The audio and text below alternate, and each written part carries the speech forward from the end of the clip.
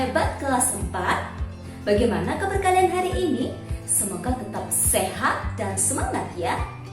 Hari ini kembali Ustazah mendampingi kalian dalam belajar tema 1, subtema 1, lanjutannya yang kemarin. Nah, tujuan dari pembelajaran hari ini kali ini adalah sebagai berikut.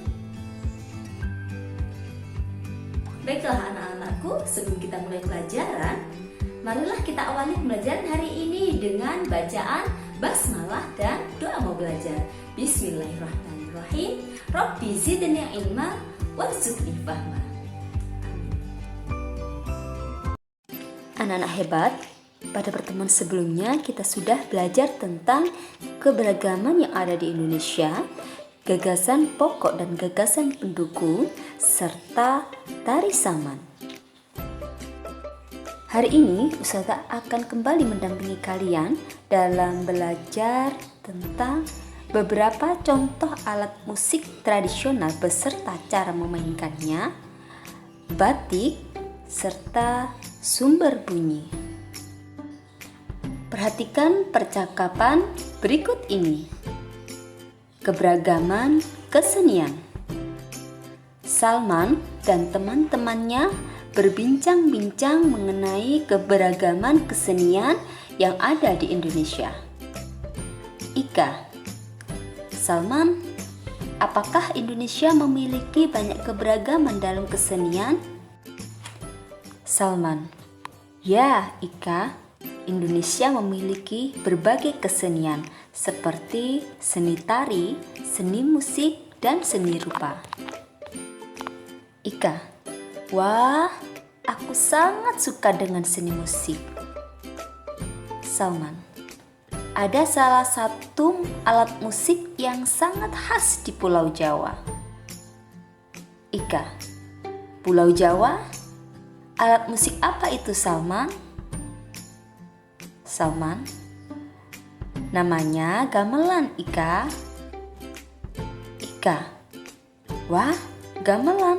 Seperti apa ya gamelan itu? Nah, teman-teman, ada yang bisa membantu Salman untuk menjawab pertanyaannya Ika? Apa ya gamelan itu? Ya, tepat sekali. Kata gamelan sendiri berasal dari bahasa Jawa. Gamel berarti memukul atau menabuh. Diikuti akhiran an, lalu menjadikannya sebuah kata benda. Jadi, gamelan adalah perangkat alat musik Jawa, yaitu Sunda, Bali, dan sebagainya, yang terdiri atas sarong, bonang, rebab, gendang, gong, dan sebagainya.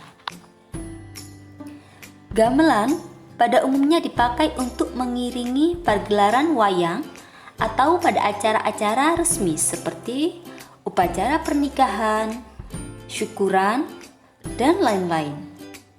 Tetapi pada saat ini, gamelan hanya digunakan mayoritas masyarakat di Pulau Jawa, khususnya Jawa Timur, Jawa Tengah, Daerah Istimewa Yogyakarta, Jawa Barat, dan masyarakat di Bali. Dalam permainan musik gamelan, terdapat harmonisasi antara alat musik, pemain musik, dan penyanyi. Pemain musik dan penyanyi pada gamelan biasanya menggunakan pakaian tradisional berupa kain batik. Ada yang tahu apa ya batik itu? Ya, batik adalah kain Indonesia bergambar yang pembuatannya secara khusus dengan menuliskan atau menerangkan malam pada kain itu. Kemudian, pengolahannya diproses dengan cara tertentu yang memiliki kekhasan. Perhatikan berbagai macam corak batik berikut ini. Yang pertama, batik Megamendung,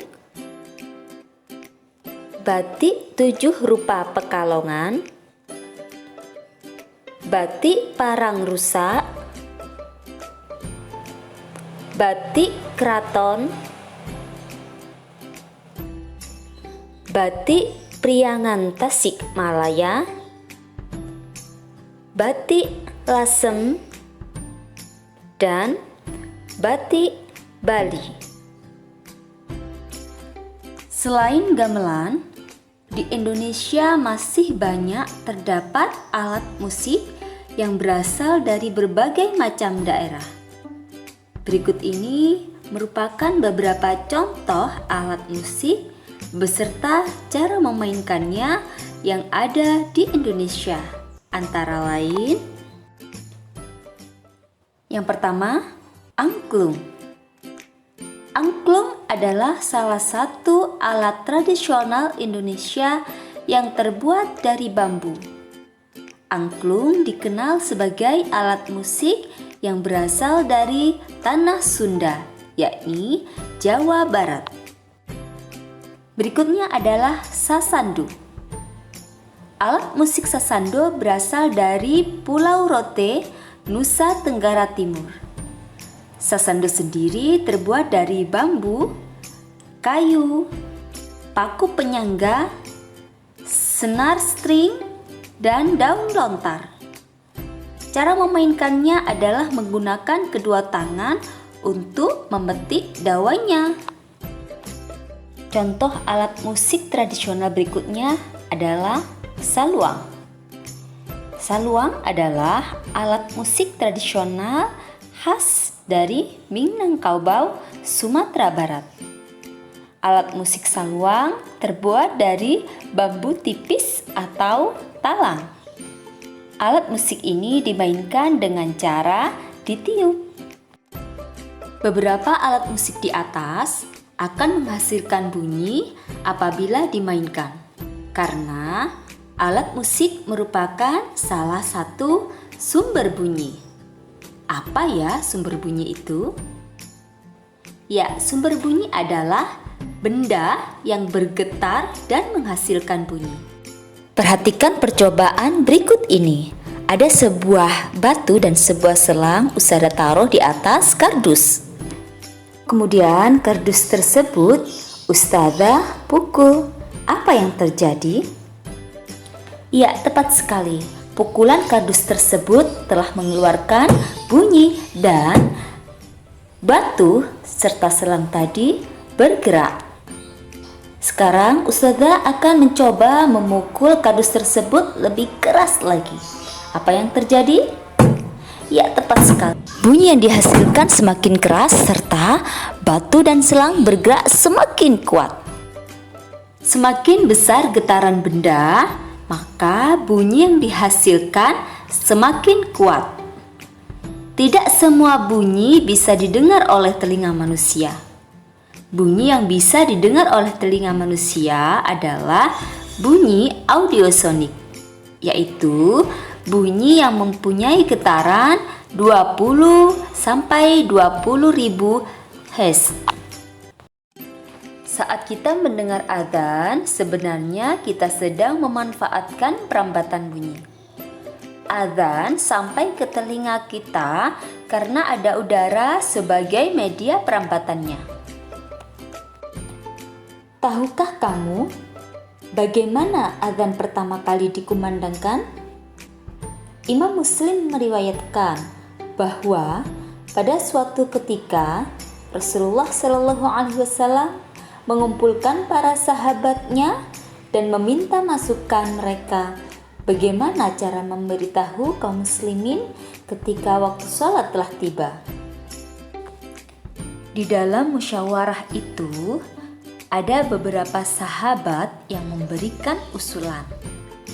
Ada yang mengusulkan memakai bendera, trompet, lonceng, dan nyala api. Semua usulan itu ditolak oleh Rasulullah.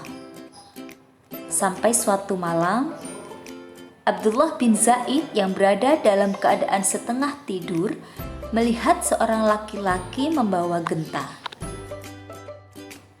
Abdullah ingin membelinya untuk memanggil sholat. Orang itu berkata, "Aku akan menunjukkan cara yang lebih baik daripada itu." Berserulah, "Allahu Akbar, Allahu Akbar.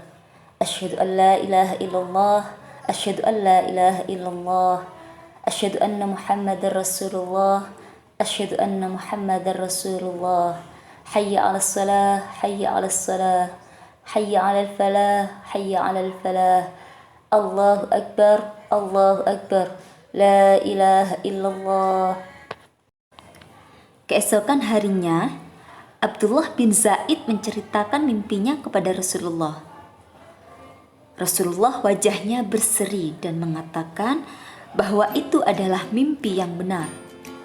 Kemudian Rasulullah meminta Bilal memanggil orang untuk sholat dengan cara mengumandangkan azan.